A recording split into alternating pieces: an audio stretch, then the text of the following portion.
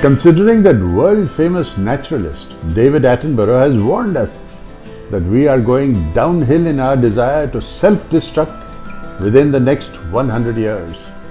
It is interesting to see investigative journalist Graham Hancock revealing an interesting theory about past apocalypses or global catastrophes in an 8-part series on Netflix. You must see it. Not just the 66 million years ago when the dinosaurs were extinguished by a colossal dhamaka collision of a giant meteor which had terrible consequences and repercussions around the world, but even back to before the beginning of time in terms of human history. Before we were even primitive hunter-gatherers, before the icy stillness of the frozen ice age, going back in time to before even the first trace of civilization had appeared in the world, to 11,000 or 12,000 BC, and to discover that an advanced civilization had existed, that had mastered astronomy, the cycle of seasons, climate change, and forecast an impending disaster, a huge flood caused by a multitude of meteor strikes. And they had forecast this, that it would wipe out all traces of civilization around the world. And that civilization knew its days were numbered. And so they sent emissaries, messengers to spread the world and to create something like ancient time capsules buried in the earth for future civilizations such as ours, to realize what 12,000 years ago had been calculated with such sophistication that it boggles our mind about the intelligence and knowledge of these lost civilizations and how they approached their own ultimate death. In a riveting presentation, Ancient Apocalypse, one of the most watched series on Netflix today, investigates 6 catastrophic stories of how the world's greatest civilizations collapsed before the Ice Age 12,000 years ago, when the history of civilization had not even begun.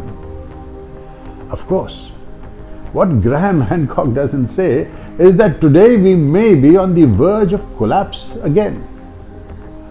That is David Attenborough's terrifying forecast, of course. Now, I don't say that everything that Graham Hancock asserts is right, no.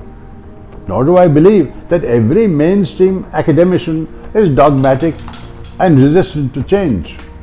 But from my experience with historians, academics and archaeologists, they are conservative, and even what appears obvious to many is not necessarily accepted by conventional wisdom.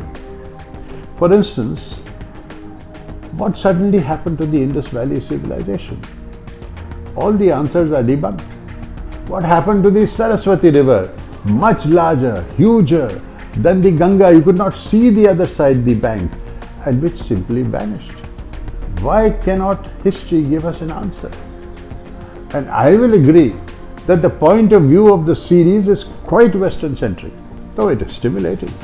It does cover Indonesia, but largely confines itself to places like Malta or Mexico and, would you believe it, Ohio in North America.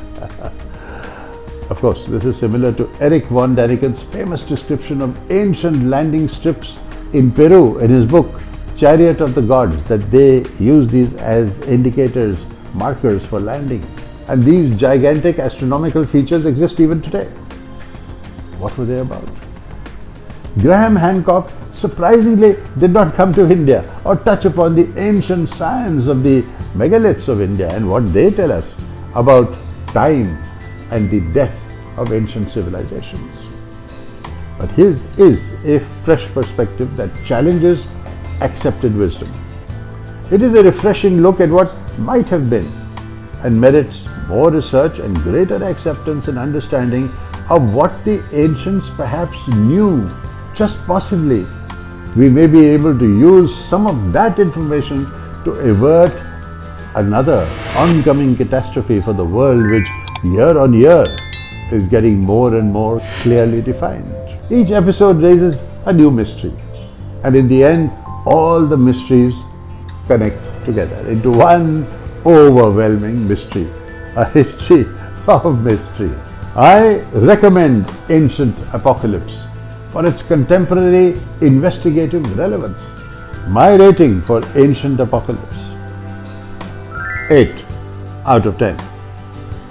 1 point deducted for not being more tolerant of mainstream archaeology and more rigorous in one's own research, and 1 point deducted for completely ignoring India for clues of an ancient age even before the Indus Valley civilization. Click, there you are, on my subscriber button for such amazing revelations every week on Sid Kark Speaks. And next week, another amazing, if not catastrophic revelation. Where did the humble samosa come from? अपना जो much loved samosa है जी, वो कहाँ से आया? हिंदुस्तान से नहीं, फिर कहाँ से? जवाब के लिए अगले हफ्ते तक इंतजार कीजिए, मेरे बटन पे क्लिक कीजिए और फिर सुनिए। Cheers.